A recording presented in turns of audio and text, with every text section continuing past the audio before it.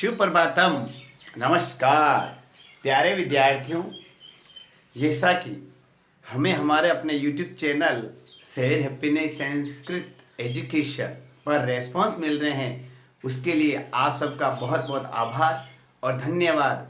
हम चाहते हैं कि आप हमारे अपने YouTube चैनल शहर हैप्पीनेस संस्कृत एजुकेशन को ज़्यादा से ज़्यादा और बच्चों तक पहुंचाइए। आप भी पढ़िए और उनको भी बताइए। ये एक ऐसा प्लेटफॉर्म है जहां पर आपको सभी प्रकार की प्रतियोगी परीक्षाएं, आप चाहे विद्यालय शिक्षा प्राप्त कर रहे हैं, चाहे आप कॉलेज शिक्षा प्राप्त कर रहे हैं, चाहे आप कॉम्पिटिटिव एग्ज़ाम की तैयारी कर रहे हैं, उन सब में अत्यंत ही महत्वपूर्ण टॉपिक्स का सिलेक्शन करके हमने उनके ऊपर बेस यानी आधार से संबंधित संपूर्ण जानकारी को जुटाकर आपके लिए वीडियो अपलोड किए हैं। ये एक ऐसा प्लेटफॉर्म है जहाँ पर हिंदी व्याकरण संपूर्ण, संस्कृत व्याकरण, अंग्रेजी व्याकरण, गणित, सामाजिक विज्ञान और विज्ञान से संबंधित महत्वपूर्ण टॉपिक्सों के लिए अलग अलग हमने प्लेलिस्ट बना दी है। तो आप देखते रहिए हमारा अपना यूट्यूब चैनल शहर हैप्पीनेस संस्कृत एजुकेशन। लाइक करिए और कमेंट्स बॉक्स में कमेंट्स जरूर दीजिएगा। तो आज हम आपको बताते हैं अनुपात। प्यारे विद्यार्थियों, अनुपात का मतलब होता है बंटवारा, रेशियो। जब हम किसी संख्या का या किसी वस्तु का हिस्सा करते हैं तो एक आदमी को कितना हिस्सा मिला, दूसरे को कितना हिस्सा मिला, उन हिस्सों की दारी को जो हिस्सेदारी होती है उनसे हम जो दो वस्तुएं हो, दो सजातीय राशियां हो, उनके जो आपस में संबंध होता है वो क्या कहलाता है? अनुपात कहलाता है। तो मैं आपको परिभाषा के माध्यम से समझाकर लिखवाना चाहता हूं। लिखिए आप मेरे पीछे पीछे, क्या होता है अनुपात। लिखिए, देखो, दो सजातीय राशियों, लिखिए दो सजातीय राशियों के मध्य, लिखिए आप भी लिखते रहिए, पारस्परिक संबंध। ये मैंने आपको भाषाई रूप में लिखा है, जब हम गणित में इसको आपको समझाएंगे। यानी मैं बताना चाहता हूं दो राशियों की गुणात्मक तुलना संबंध। लिखिए आप, दो राशियों का गुणात्मक तुलना। लिखिए, यानी दो सजातीय राशियों के मध्य पारस्परिक संबंध या दो राशियों की तुलना, गुणात्मक तुलना क्या कहलाती है? अनुपात कहलाता है। ध्यान रखना, कोई पूछ भी सकता है आपको लिखित परीक्षा में कि अनुपात क्या है। Ratio, what is ratio? दो सजातीय राशियों के मध्य पारस्परिक संबंध या दो राशियों की गुणात्मक तुलना अनुपात कहलाता है। जैसे देखो, अब मैं इसका अनुपात का चिन्ह ऐसा होता है, ए अनुपात बी। अब मैं बताना चाहता हूं, ये सब लिखा है हमने सजातीय, यानी दोनों की जातियां समान होनी चाहिए। यदि इधर किलोमीटर है तो उधर भी किलोमीटर, इधर रुपए है तो उधर भी रुपए। जैसे ये इंग्लिश का अल्फाबेट है ए रेशियो बी। अब मैं लिख रहा हूं जैसे 4:6। ये जो मैं बता रहा हूं बीच में जो है दो लाइन बिंदियां लग रही है आपको, जैसे दशमलव कह सकते हैं, या दो ऐसे पॉइंट लगा रहे हैं, ये अनुपात का चिन्ह है। ध्यान रखना, अनुपात का चिन्ह क्या है? इस प्रकार जो हम ऐसे दो डॉट लगाते हैं वो क्या कहलाता है? अनुपात का चिन्ह कहलाता है। ठीक है, आगे समझ में। अब आपको बताना चाहता हूं, अनुपात में जब दो राशियां होती है तो दोनों के दो पद कहलाते हैं। ये प्रथम पद कहलाता है। ध्यान रखना, इस प्रथम पद को हम कहते हैं पूर्व पद। क्या कहते हैं? पूर्व पद। ये दूसरा पद कहलाता है जिसको हम क्या कहते हैं? उत्तर पद। पूर्व पद और उत्तर पद, या फिर इसको परपद भी कह सकते हैं। आपको शब्द जो दिया जाता है उसे समझ, प्रथम पद 4 और द्वितीय पद 6, तो इसको बोलने में हम लिखेंगे 4:6। क्या बोलेंगे इसको? 4:6। अंकों में शब्दों में पूछा जा सकता है, जिसे ये पूछा जा सकता है 3:2 को गणितीय भाषा में लिखिए तो 3:2। अब आपके पूछा जा सकता है 6:8, तो शब्दों में लिखे क्या लिखेंगे अपन? 6:8। ये आ गया आपके समझ में। इस तरीके से हमने आपको आज बताया कि क्या होता है अनुपात। दो राशियां होती है सजातीय, जैसे 4:6। अब मैं लिख सकता हूं, देखिए 50 रुपीज अनुपात 100 रुपीज, तो ये रुपए का अनुपात है। अब इसके बाद में मैं आपको बताना चाहता हूं महत्वपूर्ण जानकारी कि अनुपात के कौन कौन से रूप होते हैं। अब हम बताना चाहते हैं आपको अनुपात के रूप, यहां तक लिख लीजिए आप, ये परिभाषा मैं रख रहा हूं। अब मैं बता रहा हूं आपको अनुपात के रूप, ठीक है ना। अनुपात के रूप में मैं आपको लेना चाहता हूं, सबसे पहले आता है प्रतिलोमानुपात। देखिए प्रतिलोमानुपात यानी प्रतिलोम अनुपात, प्रतिलोम प्लस अनुपात, अर्थात जिसे मैं लिख रहा हूं, देखना आपके लिए संख्या लिख रहा हूं मैं, आप इसको देखना कैसे लिखेंगे हम, देखना।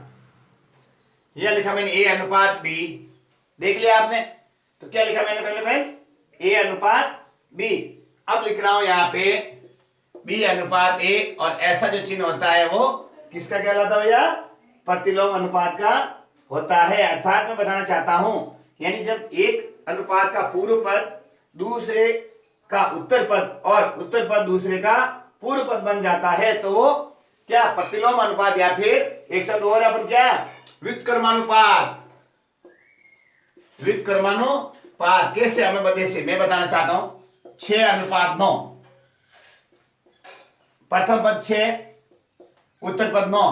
जब हम इसको पूछा जा सकता है 6 अनुपात 9 को व्युत्क्रमानुपात में लिखिए तो क्या लिख देंगे, 9 अनुपात 6। जो प्रथम पद है वो क्या बन गया, उत्तर पद बन गया, और जो उत्तर पद था वो प्रथम पद बन गया। ये आपको ध्यान रखना है, प्रथम पद क्या बन गया, उत्तर पद बन गया, और उत्तर पद क्या बन गया, प्रथम पद बन गया। लेकिन जो जिसका मान है, ए का मान 6 है तो यहाँ ए का मान भी 6 है, बी का मान 9 है तो बी का मान भी 9 है। लेकिन जो पदों की संख्या है वो प्रथम पद उत्तर पद और उत्तर पद प्रथम पद बन जाता है, तो वो क्या कहलाता है, व्युत्क्रमानुपाती, या क्या बन जाता है, प्रतिलोमानुपात बन जाता है। आगे समझ में। अब मैं दूसरा ले रहा हूं आपके लिए, महत्वपूर्ण है, वर्गानुपात। नाम से पता पड़ रहा है वर्गानुपात यानी वर्ग, जैसे कोई मैं संख्या ले रहा हूं आपके लिए, जैसे देखिए अब हम ले रहे हैं ए अनुपात बी, तो ए का वर्ग क्या हो जाएगा, ए स्क्वायर अनुपात बी स्क्वायर। वर्ग यानी किसी का स्क्वायर करना, आया समझ में। जैसे मैं कोई संख्या ले रहा हूं आपके लिए, देखिए 3 अनुपात 5, तो 3 का क्या हो जाएगा, देखिए 3 का स्क्वायर अनुपात 5 का स्क्वायर क्या हो गया, 9 अनुपात 25। क्या हो गया ये।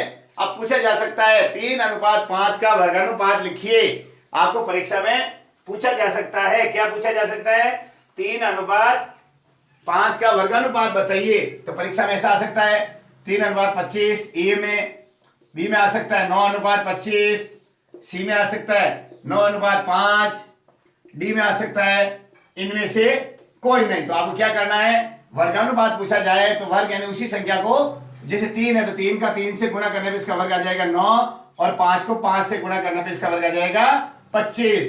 तो ए अनुपात बी का वर्ग अनुपात क्या होगा, ए स्क्वायर अनुपात बी स्क्वायर, अर्थात 3 अनुपात 5 का वर्ग होगा वर्गानुपात 9 अनुपात 25। तो इसका आंसर आएगा बी। आगे समझ में आपके, प्रतिलोमानुपात समझ में आ गया, वर्गानुपात समझ में आ गया। अब आगे ले रहे हैं आपके घनानुपात। ऐसा समझे, देखो घना नाम से पता पड़ रहा है आपको, तो अब मैं मिटा रहा हूं आपको ये दोनों, मैंने आपको समझा दिया प्रतिलोमानुपात और वर्गानुपात। अब ले रहे हैं अपन घना, लिखिए आप घनानुपात, वर्गानुपात हो गया, तीसरा है घनानुपात। अब देखो घनानुपात क्या होगा, जैसे मैंने लिखा है ए अनुपात बी, तो क्या होगा, ए का क्यूब और बी का क्यूब, यानी क्यूब होगा अर्थात घन होगा। जब इसका घनानुपात किया जाता है तो आप देखना घनानुपात क्या होगा, जैसे मैं लिख रहा हूं 2 अनुपात 3, तो 2 का क्या होगा क्यूब और 3 का भी क्यूब, तो 2 दूनी 4, 4 दूनी 8, 3 का 9 27। 2 अनुपात 3 का घनानुपात होगा 8 अनुपात 27। या क्या समझ में। अब मैं आपको महत्वपूर्ण अगली बात जो बता रहा हूं, वो महत्वपूर्ण बात यह है कि वर्गानुपात हमने बता दिया, क्या बताया, देखो ए और बी का हमने क्या बताया, ए स्क्वायर अनुपात बी स्क्वायर। अब आगे इसका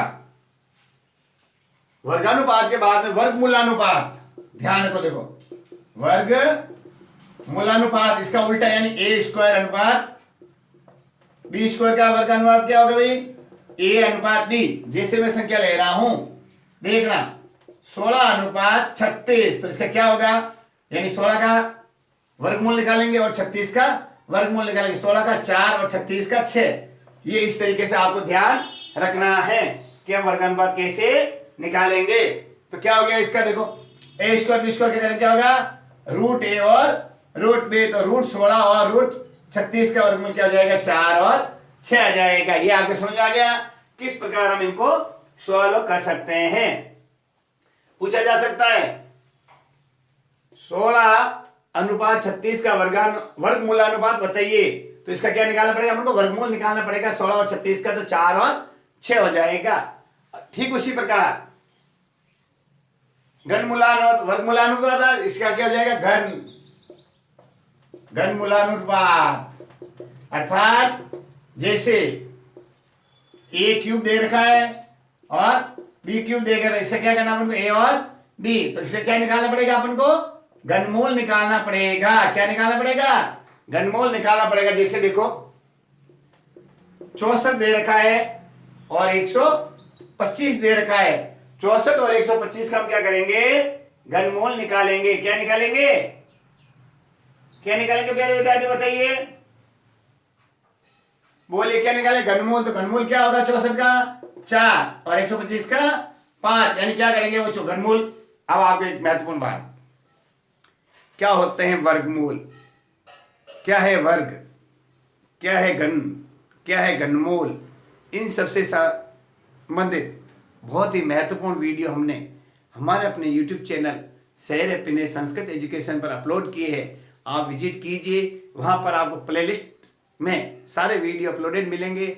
और जो टॉपिक आपको समझने में दिक्कत आती है कि ये वर्गमूल घनमूल क्या है, तो वहां आप विजिट कीजिए हमारे अपने YouTube चैनल शहर हैप्पीनेस संस्कृत एजुकेशन पर। आपको वहाँ शानदार इनसे रिलेटेड वीडियोस मिलेंगे। आप देखिए और अपना कॉन्सेप्ट क्लियर कीजिए। आगे समझे, तो हमने अनुपात के बारे में बताया, प्रतिलोमानुपात जिसे हम व्युत्क्रमानुपात भी कहते हैं, वर्गानुपात, वर्गमूलानुपात, घनानुपात और घनमूलानुपात। यहां तक आपके कॉन्सेप्ट क्लियर हो गया होगा। अब मैं बताना चाहता हूं आपके लिए महत्वपूर्ण बात यह है, अगला है मिश्र अनुपात। मिश्र अनुपात ये भी बहुत महत्वपूर्ण संबंधित आपके लिए है कि मिश्र अनुपात क्या होता है। मिश्र अनुपात के अंदर मैं आपको महत्वपूर्ण बात बताना चाहता हूं कि जब इसमें मिश्र में क्या हो गया, 2 या 2 से अधिक, 2 या 2 से अधिक जब संख्याएं होती है, राशियां होती हैं, तो उनके आपस में पूर्व पद पर पद को गुणा करके नया पद बना दिया जाता है। जैसे मैं बताना चाहता, देखो ए अनुपात बी, देखिए आप हमने क्या लिखा, ए अनुपात बी। आगे देखिए अगला बताना चाहता हूं, बी अनुपात सी, सी अनुपात डी। ये आप देखो कितने घर बनाए हमने, देखो कितने हो गए, 1 2 और 3। इस तरीके से जो अनुपात बनते हैं। अब हम क्या करेंगे, इसको देखो कैसे बनाएंगे, देखना ए बी, बी सी और सी डी। जब इनको आपस में गुणा करेंगे, क्या करेंगे, गुणा करेंगे, पूर्व पद और उत्तर पदों को गुणा करके नया पद बनाया जाएगा, तो क्या हो जाएगा, वो मिश्र अनुपात कहलाएगा। जैसे देखो जब अनुपात की संख्या होती है उसको हम भिन्न में लिखेंगे, ए बटा बी, बी बटा सी और आगे क्या आएगा, सी बटा D, A B, B C और सी डी। अब देखिए आप इसे नया पद कौन सा मिला, देखो बी से बी कट गया, सी से सी कट गया, तो A B, B C, C D से मिश्र अनुपात में नया कौन सा बन गया, ए बटेवा डी। इस प्रकार जो संख्याएं आपको प्राप्त होती हैं वो क्या कहलाती है, मिश्र अनुपात कहलाती है। इनसे संबंधित भी हम आगे वाले वीडियोज में आपको जब अनुपात से संख्या ज्ञात करनी होती है, उनका मान ज्ञात करना, तो हम आपको बताएंगे। अब हम बता रहे हैं आपको अगला है वित्तानुपात। क्या है अगला, वित्तानुपात। क्या होता है विद्यार्थियों वित्तानुपात, जब हम कोई कुछ राशियां होती हैं उनके साथ प्रथम राशि का संबंध द्वितीय के साथ और द्वितीय राशि का संबंध जो तृतीय के साथ होता है, तो राशियां वित्तानुपात कहलाती है। जैसे मैं बताना चाहता हूं ए बी और सी 3 राशियां हैं, तो क्या होगा, ए बटा बी, बी बटा सी। अब देखिए तो कौन से नहीं बन गए, देखो क्या बनेगा देखो, जब हम इनको दो तरीके से कर सकते, क्या देखो ऐसे आ गया, तो अब इसको देखना a बटा बी वज्र गुणा b बटा सी, यानी गुणा करेंगे तो क्या करेंगे, गुणा क्या हो गया बी स्क्वायर बराबर ए सी, ये वित्तानुपात के अंतर्गत आते हैं। अब इनके लिए भी मैं आपको आगे समझाऊंगा कि किस प्रकार हम वित्तानुपात ज्ञात कर सकते हैं। जैसे मैं बताऊं आपको, देखो मैंने ले लिया 4:5:6।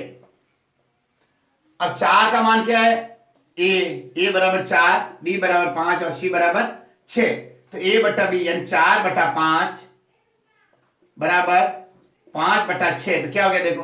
अब वित्तानुपात ज्ञात करने के लिए 5 25 बराबर 6 चौक 24, इस तरीके से ये आया, तो वापस आएगा 24/25 आया, समझे। इस तरह जब हम बी स्क्वायर आ गया, क्या आ गया बी स्क्वायर 5 25 हो गया, तो बी बराबर क्या हो जाएगा, जब बी बराबर करेंगे तो रूट आ जाएगा ए सी, क्या आ जाएगा रूट ए सी आएगा। ये अपन को आगे जब हम विस्तृत अध्ययन करेंगे तो आपको समझा देंगे, ठीक है। इस तरीके से हमने आपको आज ये जानकारी अनुपात के बारे में दी, क्या होता है अनुपात, प्रतिलोमानुपात यानी व्युत्क्रमानुपात कैसे लिखें, ये इससे संबंधित भी आपके महत्वपूर्ण प्रश्न पूछे जा सकते हैं कि वित्तानुपात कैसे लिखें। जैसे ए अनुपात बी, तो वित्तानुपात हो जाएगा बी अनुपात ए, 4:6, तो क्या हो जाएगा 6:4। ये पहला वर्गानुपात ए बी यानी इसका वर्ग करना है, जिसे ले लें अपन 3:6 का वर्ग हो जाएगा 9:36। आगे समझे। अब आगे मूलानुपात वर्गमूल निकालने हैं, जैसे 16 और 36 का वर्गमूलानुपात क्या होगा 4:6, 16 का वर्ग 4 और 36 का वर्ग 16 का वर्गमूल 4 और 36 का वर्गमूल 6। घनानुपात घन ए अनुपात बी का घन होगा ए क्यूब और बी क्यूब, इन 2 और 3, 2 का 2 दूनी 4 दूनी 8 घन और 3 का घन 27। घन मूलानुपात यानी घनमूल निकालना है, ए क्यूब बी क्यूब आ जाए तो ए और बी इसका घन मूलानुपात होगा, ए और बी से कैसे ज्ञात करें, तो 64 और 125 का घन मूलानुपात होगा 4:5। अगला मिश्र अनुपात, जब 2 या 2 से अधिक राशियां दे दी जाती है तो उनसे नया अनुपात निकलता है, जैसे A B B C C D. अब मैं आपको बताना चाहता हूं, जैसे देखिए 4:6, 6:8, 8:10। अब देखना ये हमने A B B C C D, जब बी यहाँ पे है वो का बी का मान रहेगा, सी यहाँ पे सी का मान सेम रहेगा, तो लिखेंगे 4/6 बराबर 6/8 बराबर 8/10। तो क्या हो गया देखो 6 से 6 कट गए, 8 से 8 कट गए, 4/10 ये नई वाली जो अनुपात मिली है मिश्र अनुपात बना है।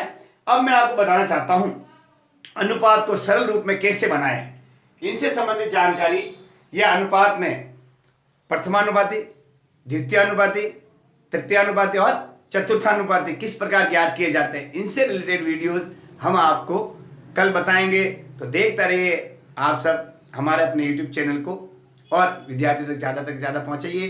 बोर्ड परीक्षाएं आने वाली है विद्यार्थियों, आपके लिए बोर्ड के साथ साथ लोकल परीक्षाएं भी आयोजित होगी, सरकार ने निर्णय ले लिया है। तो आप पढ़िए और देखते रहिए हमारा अपना YouTube चैनल शहर हैप्पीनेस संस्कृत एजुकेशन। नमस्कार।